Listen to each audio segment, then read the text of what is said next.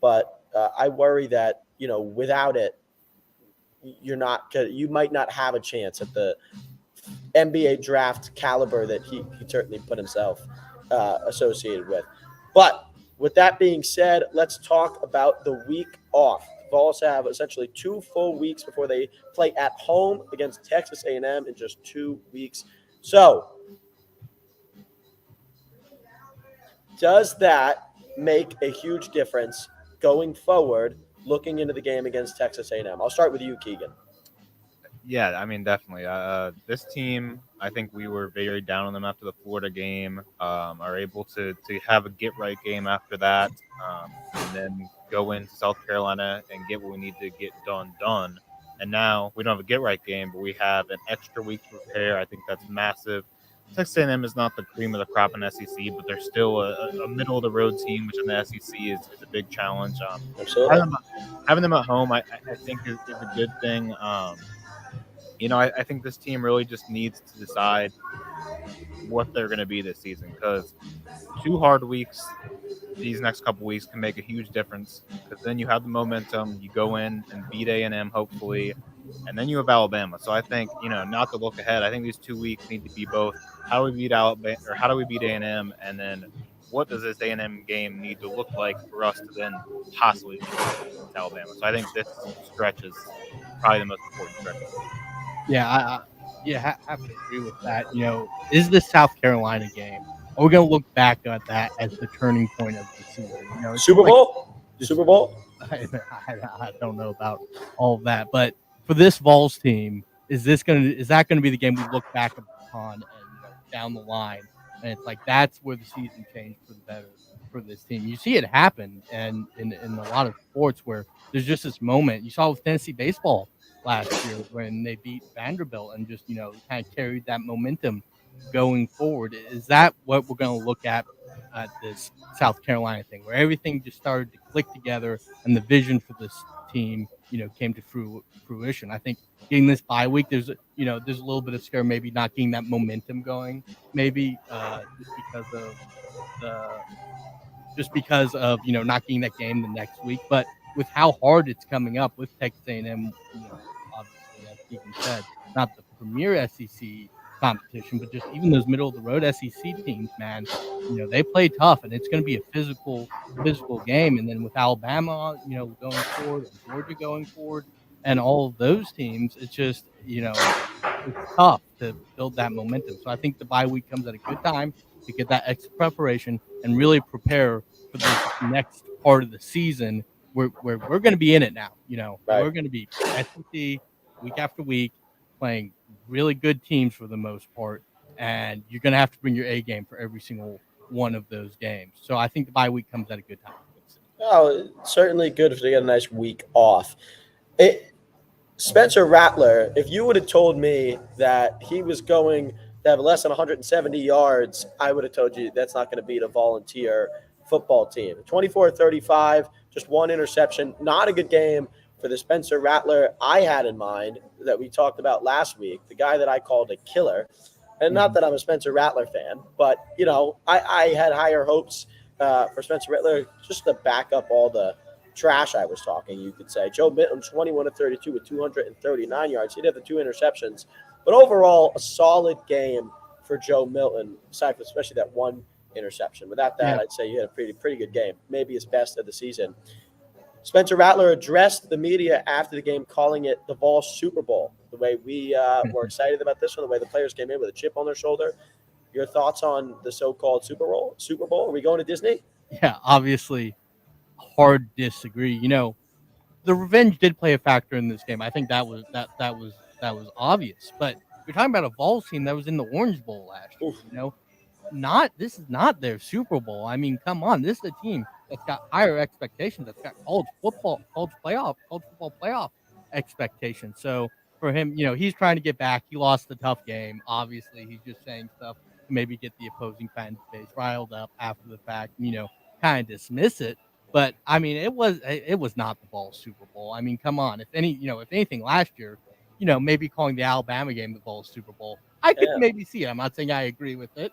I could see it a little more. But South Carolina, I mean, come on. I mean, they dominate the historical record between the two teams. I mean, I'd hardly call it a big rivalry. So I think that's ridiculous. But But that's you just could flip it, right? And you could say last year that was their Super Bowl Yeah, when they right. beat us. So yeah, I wouldn't buy into it. But you talk about Spencer Rattler's performance, and I think a big part of that was Tennessee's ability, their defensive line's ability to dominate that weaker South Carolina offensive line. And Tucker talked about it, weeks back about the offensive lines that Tennessee is going to be playing, and how South Carolina just has a weak unit, and how important it is for Tennessee to take advantage of that weak unit, and they did just that. So I think that was big, just showing that they can take advantages of a team's weakness. Yeah, I mean, obviously, I'm not even going to entertain the Super Bowl thing. When you play Georgia and Alabama, South Carolina is never your Super Bowl, even if it's South Carolina's best season. But I don't mind Spencer Rattler saying that. Like, I like a guy throwing some jaws back and forth, and yeah, I mean, it was a funny comment.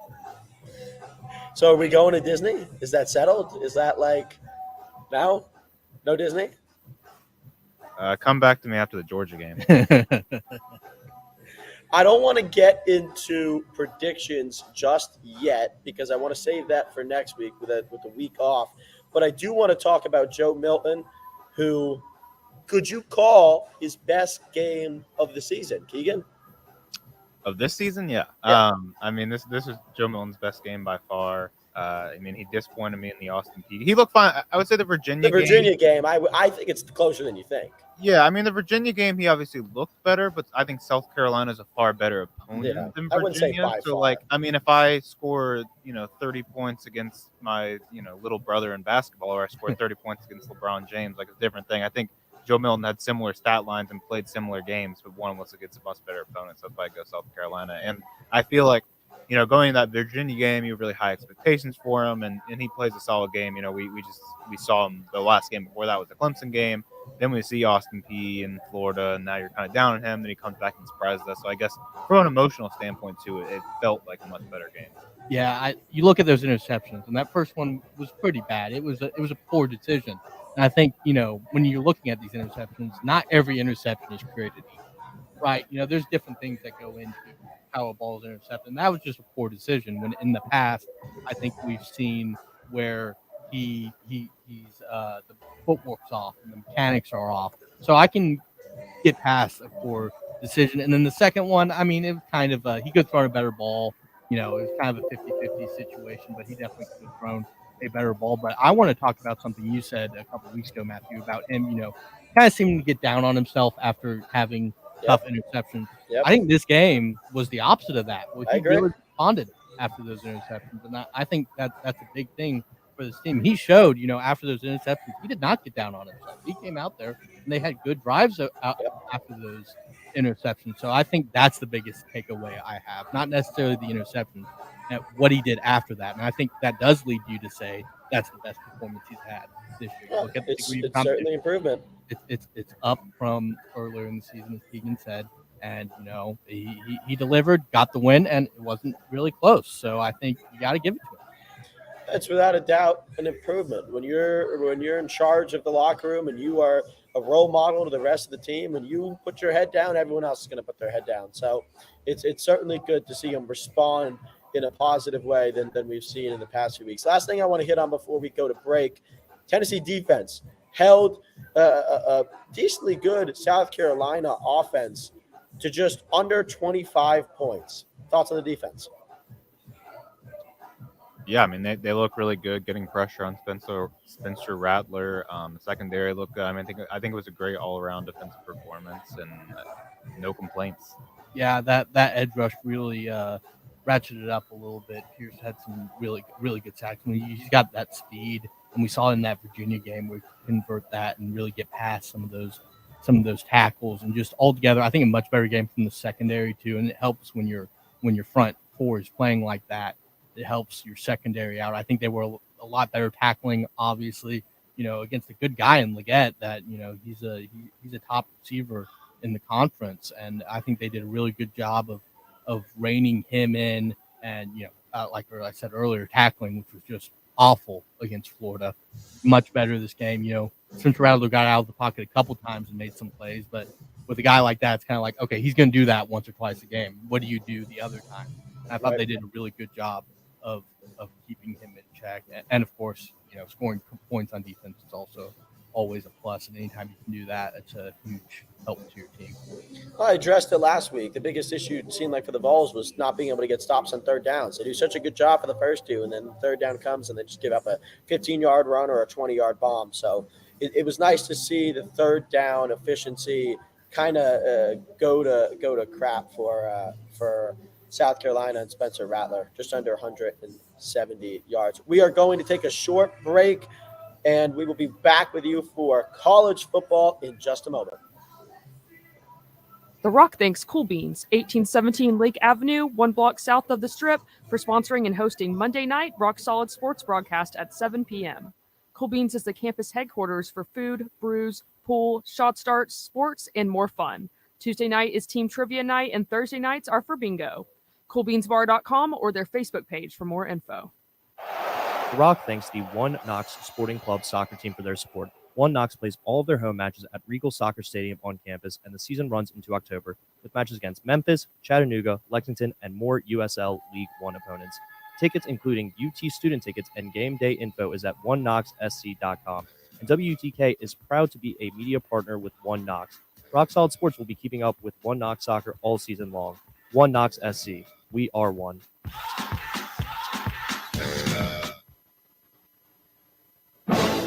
Volunteer Radio thanks the UT Athletic Department and the men's basketball program for their support. Coach Barnes' 9th season on the Summit includes home games against Kentucky, Vandy, and more at Thompson Bowling Arena. AllVols.com. Student ticket info and login is at bigorangetics.utk.edu. That's TIX. Volunteer Radio says, go Vols basketball. 90.3 The Rock proudly brings Knoxville the best in new and classic, independent, and underground music on the Indie Owl. Monday nights from 8 to 10, hosted by former award-winning alumni from the WUTK Music Department and sponsored by Magnolia Records, 1515 North Central Avenue in Knoxville, and the Tomato Head Restaurant on Market Square and in the Gallery Shopping Center. Spinning cutting-edge music from around the world that pushes musical boundaries like noise pop, math rock, slowcore, shoegaze, garage rock, chamber pop, chill wave, and more. The Indie Owl brings you hard-to-find music from the artists that make it to the listeners who love it. The Indie Owl also provides independent artist news and chances to win Tomato Head and Magnolia Records gift cards. Tune in to Knoxville's true independent radio. The Indie Owl, Monday nights at 8, only on 90.3 The Rock, always bringing Knoxville new music first.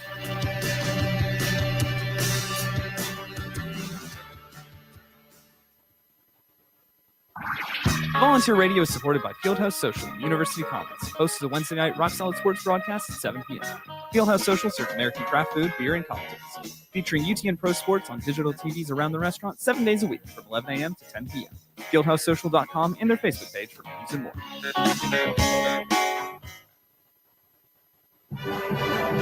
90.3 The Rock thanks the UT Athletic Department for their support. The 2023 football Vols will play home games at Neyland Stadium against SEC rivals South Carolina, Georgia, Texas A&M, and others. AllVols.com for info, with a link at WUTKRadio.com. UT student ticket info is at bigorangetics.utk.edu. 90.3 The Rock says, go Vols!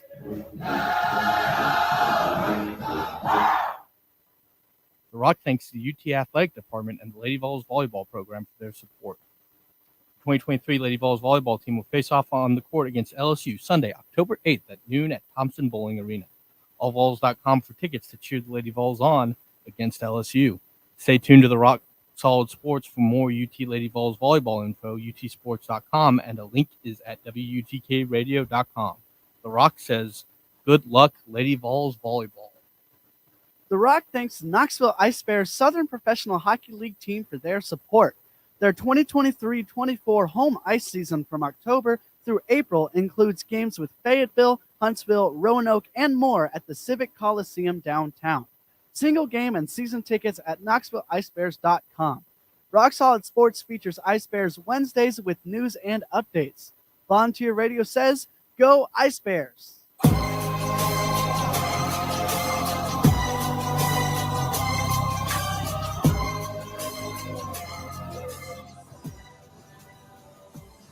Welcome back into the Monday night edition of Rock Solid Sports here, sponsored by Cool Beans, where I am at 1817 Lake Avenue, just a block off the strip. I've been sitting here, and some guys have come in, started to play some pool. People have already started to use this new fool's ball table, and in the back, it is popping. So Cool Beans, doing something right. We will get right into our college football segment, where we had a ton of good marquee matchups this week, including Utah and Oregon State. Utah lost in Oregon State. I was not sold on Oregon State, I should say. I was not bought into them, and I wouldn't say I'm totally bought on Utah, but I thought Utah was the far more substantial team. And to go to Oregon State and play in what I thought was a very good and underrated environment in college football and lose to a team that we might have to start talking about a little more in Oregon State. Yeah, I think, big thing obviously for Utah is no Cam Rising. And, that's been a thing for, a good part of this year now. And, but they've made do with their backup quarterbacks. And this really was a defensive, chess match, just two defenses playing at the top of their game, and there really wasn't much to go on. And Oregon State jumped out to a pretty early lead, and Utah really wasn't able to climb out of that. So I think for Oregon State, they're a solid team. I think, offensively, as the season's gone on, we've seen it slow down a little bit as they started playing better defenses like the Utah defense, which is obviously very good. But that defense, man, they're incredibly solid for Oregon State, and they had a great home crowd there, really rocking in that place. I mean, it was really fun to see a more underrated venue in college football. And great win for Oregon State. DJ doing what he needs to do, and just keep it rolling for them. That Pac-12, man, it's dangerous. Almost every team in that conference is just putting up good wins, and really the best conference this year in college football. Yeah, this game stunk. Sat on my couch on a Friday night. Just wanted to watch a lot of touchdowns scored between two Pac-12 teams, and that did not happen. DJ was not great for Oregon State, and obviously Cam Rising out for Utah, so not a lot of offensive prowess there. I mean, it was some good defensive play, but when I sit down and watch a Pac-12 game, that's not what I want to see. But on a more serious note, I mean, I think Oregon State is a good team and just continues to cement how good and how deep the Pac-12 is. And it really sucks that this is our last year, the Pac-12, because this conference is pretty awesome. But that game was not very bad. Oregon State did one weird thing where they brought out their backup on the third drive or something, and the announcers were like, "Yeah, they told us that they were going to do this ahead of the time." I just wanted to mention that. I'm not sure what that was about. They weren't benching DJ or anything. They were just trotting out the backup to see what he could do. I just thought that was it. UT's, I would say, maybe least favorite opponent or second least favorite, depending on what's going on during the year. The Florida Gators traveled all the way to Kentucky and lost to Kentucky in, I would call, a landslide, 33-14. Just a neck and neck game minus the rushing yards. UK beats out Florida 329-69 in total rushing yards. Is Florida really as bad as we thought they were going into the season? I think so, honestly. They're a pretty bad football team. You saw how they played against Charlotte. Their offense just really seemed to be stuck in the mud a lot of these games, apart from that start that Tennessee game. And in this game, I mean, Ray Davis just ran all over them, a Vanderbilt transfer for Kentucky. And, I mean, he had a big, 75-yard gain. And really, I think he had, 200 yards at halftime alone.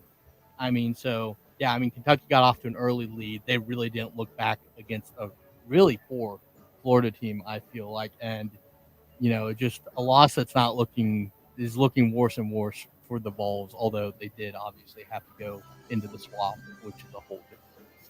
Yeah, I mean, I knew that loss was bad right after it happened, but it looks even worse here. And, I think Florida's defense is pretty bad. Graham Mertz obviously is not the guy on offense. He's failed at both Wisconsin and at Florida. And I don't want to put any hate on our own quarterback, but those two situations, two Big Ten guys failing out their programs and coming down to the SEC and maybe not living up to expectations, seeing a lot of parallels there. Now, Joe Milton's definitely better than Graham Mertz, but some parallels seeing there. I don't think he's the guy.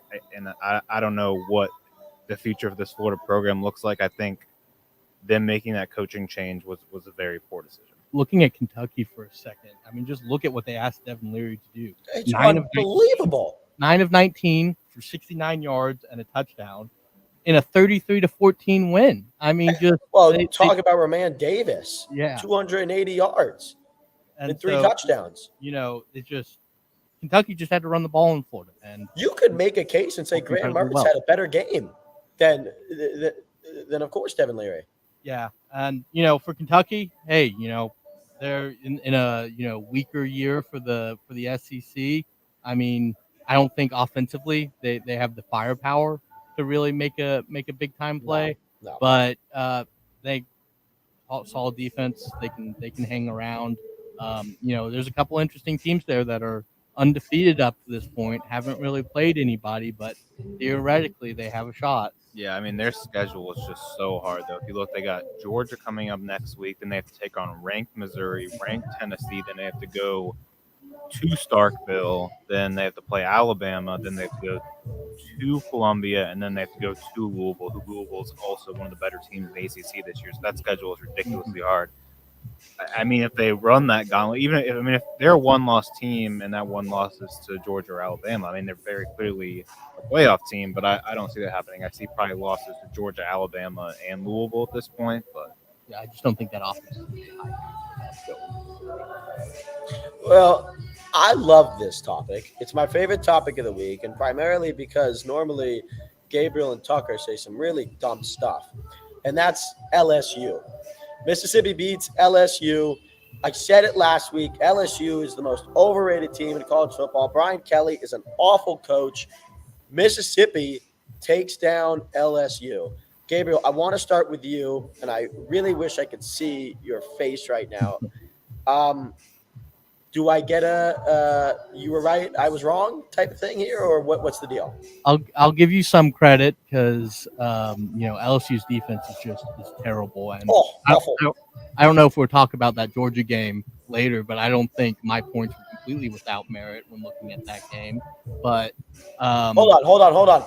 I don't know if Keegan is familiar. Keegan, I just want to tell you, last week Gabriel said that LSU is the best team in the SEC. And when I caught him, he said, no, they just have the most skill in the best. Well, I said they're the most talented, and I also said that Georgia's offense is a huge question mark for me this year. Let's talk about LSU. Let's get into this. I said most talented. I don't know why you're giving me that. Yeah, face. That's a crazy statement. I mean, it's a crazy statement.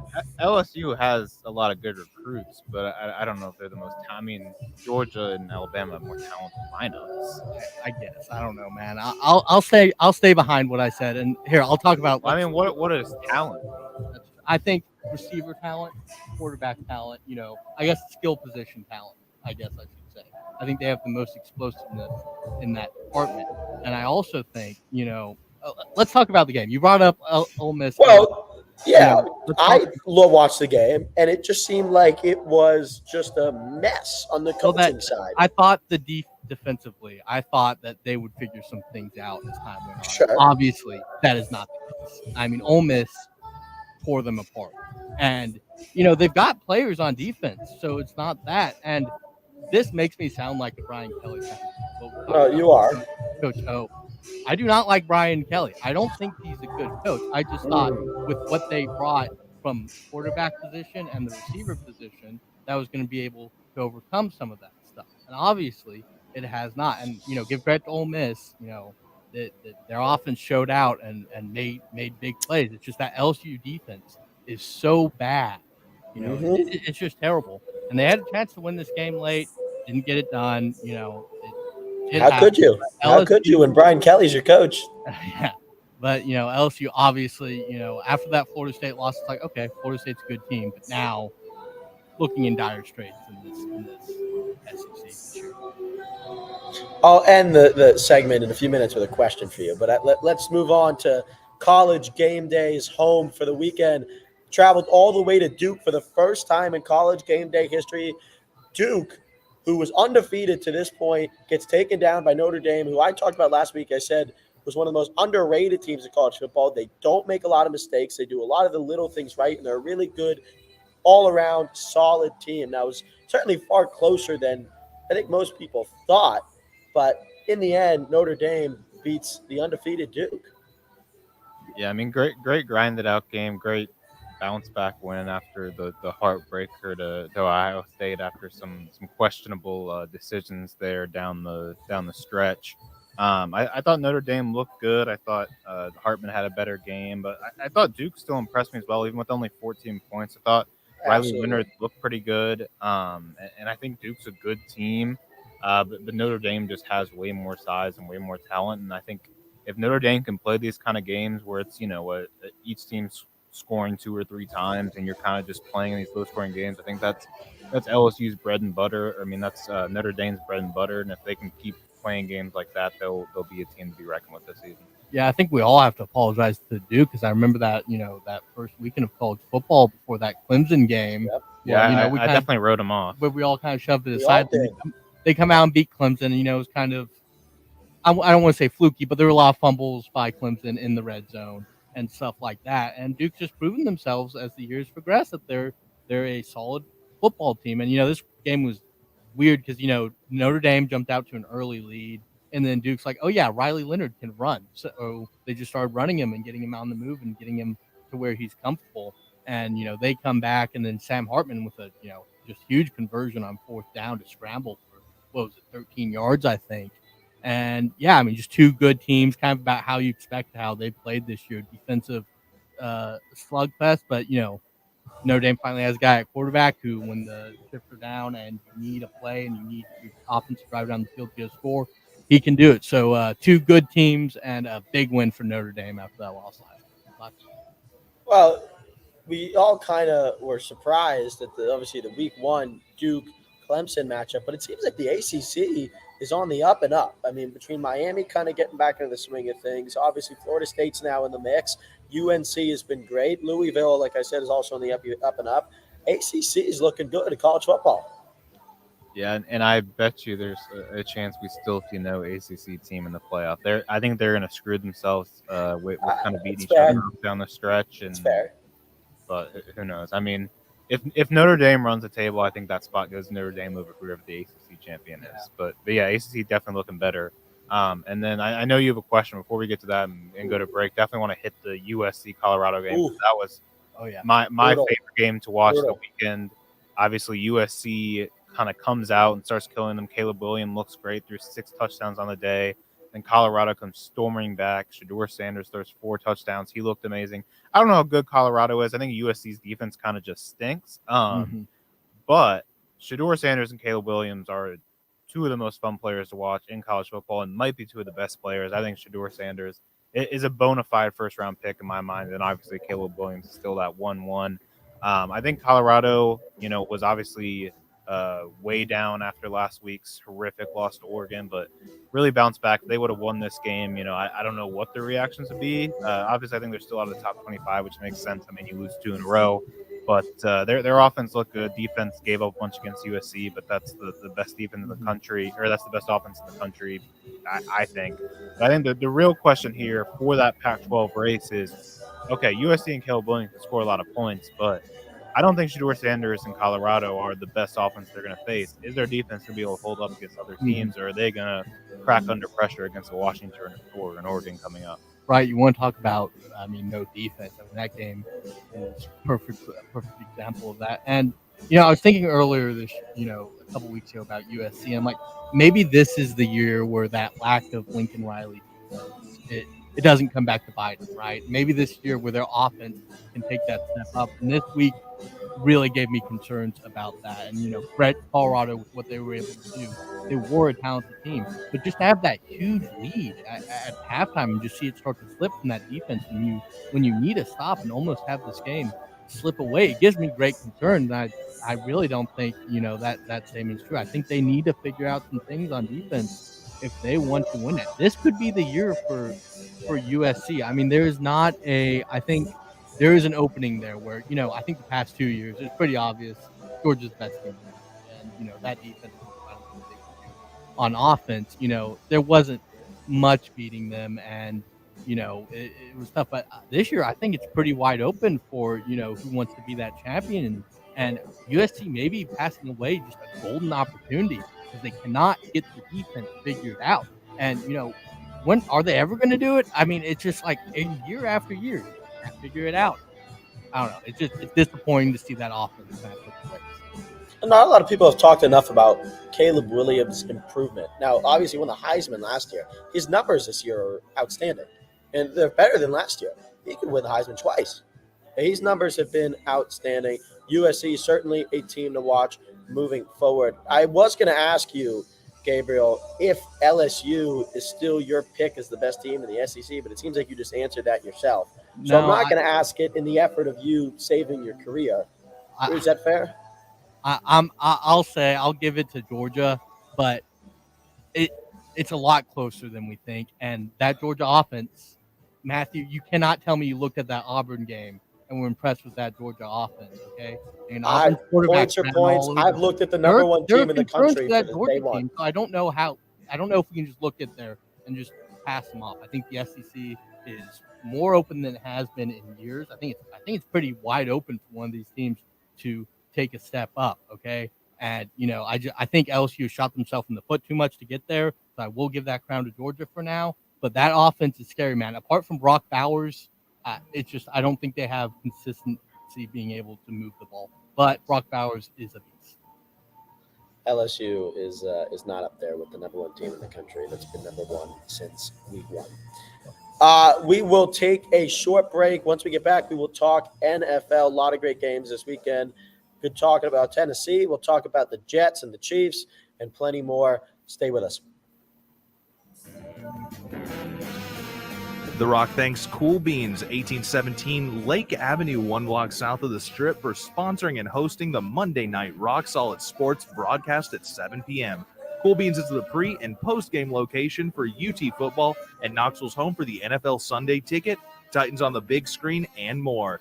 Rock Solid Sports kicks off Monday Night Football with the shows live from 7 to 8 p.m. at Cool Beans. Cool Beans is 21 and over after 9 p.m. with a full and late night menu. CoolBeansBar.com or their Facebook page.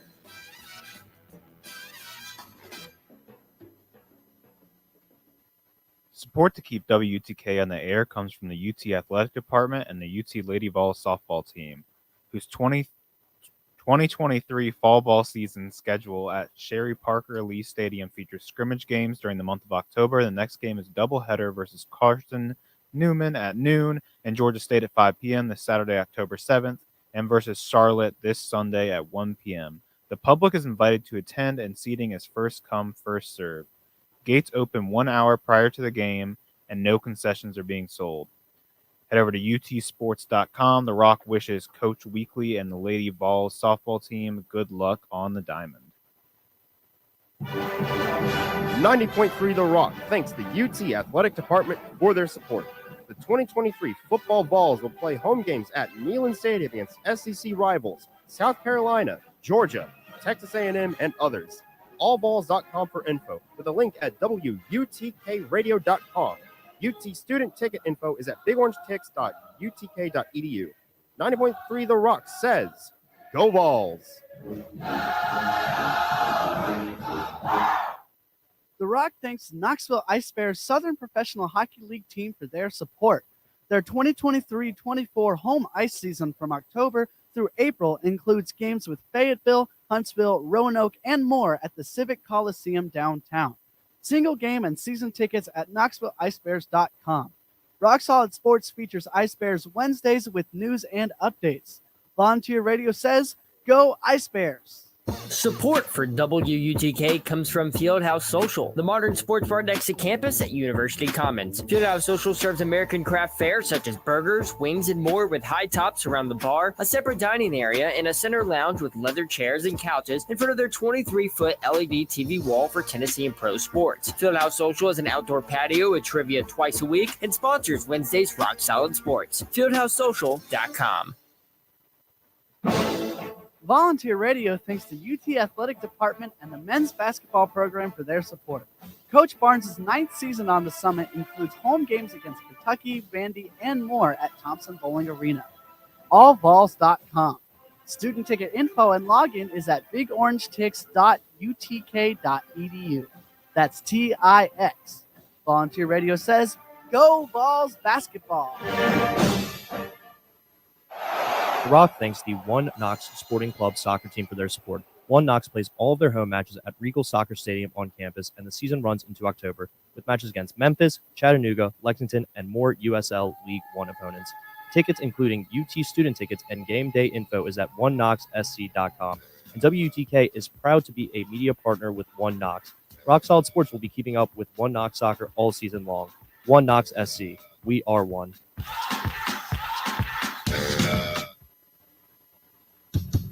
90.3 The Rock proudly brings Knoxville the best in new and classic, independent, and underground music on the Indie Owl. Monday nights from 8 to 10, hosted by former award-winning alumni from the WUTK Music Department and sponsored by Magnolia Records, 1515 North Central Avenue in Knoxville, and the Tomato Head Restaurant on Market Square and in the Gallery Shopping Center. Spinning cutting-edge music from around the world that pushes musical boundaries like noise pop, math rock, slowcore, shoegaze, garage rock, chamber pop, chill wave, and more. The Indie Owl brings you hard-to-find music from the artists that make it to the listeners who love it. The Indie Owl also provides independent artist news and chances to win Tomato Head and Magnolia Records gift cards. Tune in to Knoxville's true independent radio. The Indie Owl, Monday nights at 8, only on 90.3 The Rock, always bringing Knoxville new music first.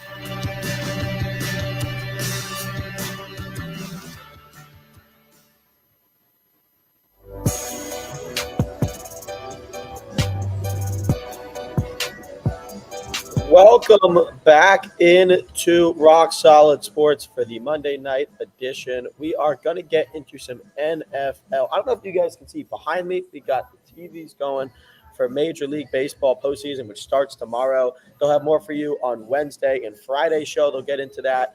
But we have plenty of NFL to talk about, starting with the, of course, Tennessee Titans, who finally had a great game, 27-3 against the Bengals. Yeah, I mean, this game, I think, in my mind, as a non-Titans fan, as a general NFL fan, is way more about the Bengals than it is about the Titans. I think this is a good win for the Titans. I don't know if this amounts to anything for the season. Obviously, Derrick Henry looked great, but the rest of the team was, the Titans. The Bengals sucked. I mean, I know Joe Burrow's somewhat hurt, and I think, he's not Joe Burrow's not a running quarterback, but he is a guy who can be mobile and can scramble for first downs and get yards when he needs it. And right now he's not able to do that. The defenses know that. They're pressuring him more, and he's just kind of not sure what to do. So I think that's an issue. And I think the Bengals are in a pretty bad spot now, sitting at 1-3. I don't know what you're thinking if you're a Bengals fan. I think if you're a Titans fan from this game, you're happy, but I don't know how much more hope this gives you. If you're a Bengals fan, this is a tough realization.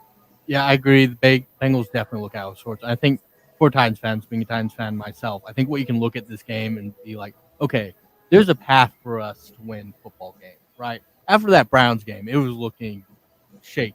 And then it's a good reminder that you're not going to play the Browns defense, thank God, because they just ate our offensive line alive.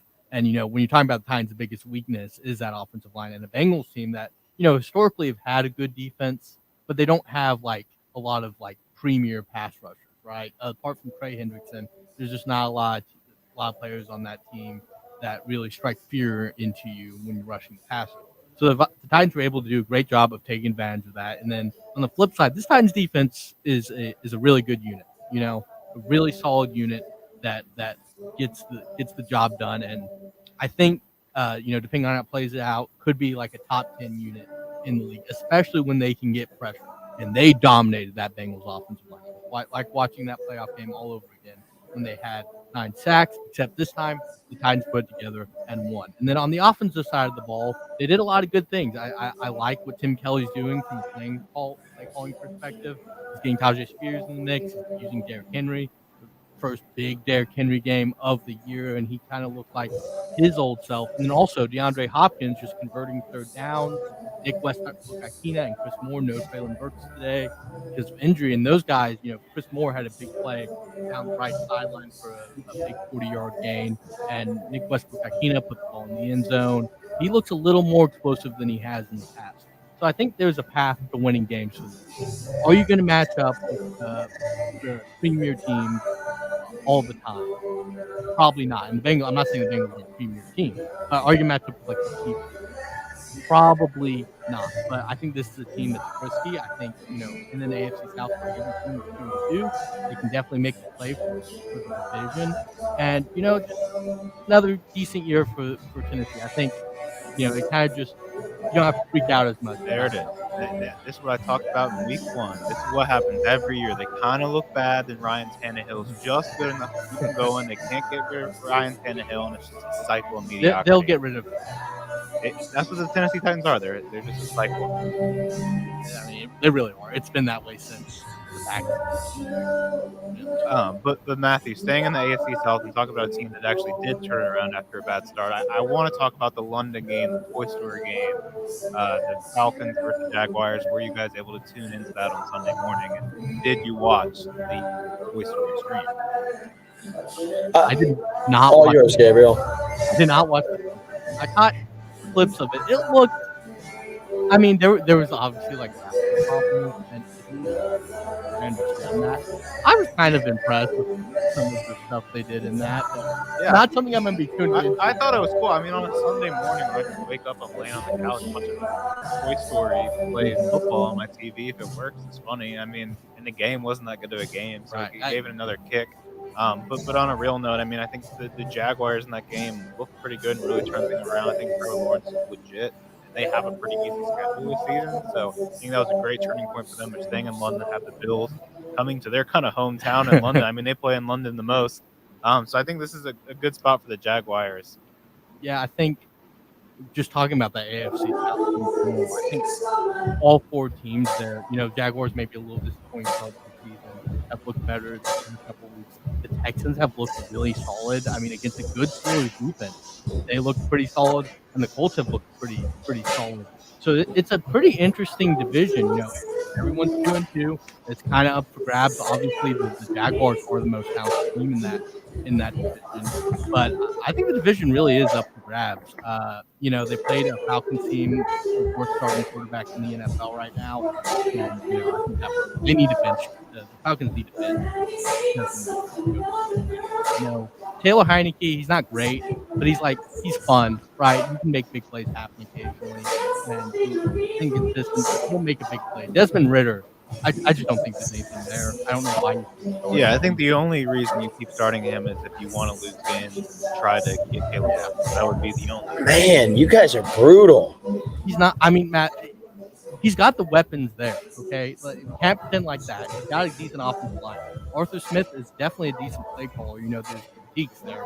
Kyle Pitts just has to run around to keep himself entertained. He just doesn't get the ball thrown. You have one of the best tight ends in the NFL, and he does nothing. And it's the exact same problem they had with Marcus Mariota last year, where he just can't hit him.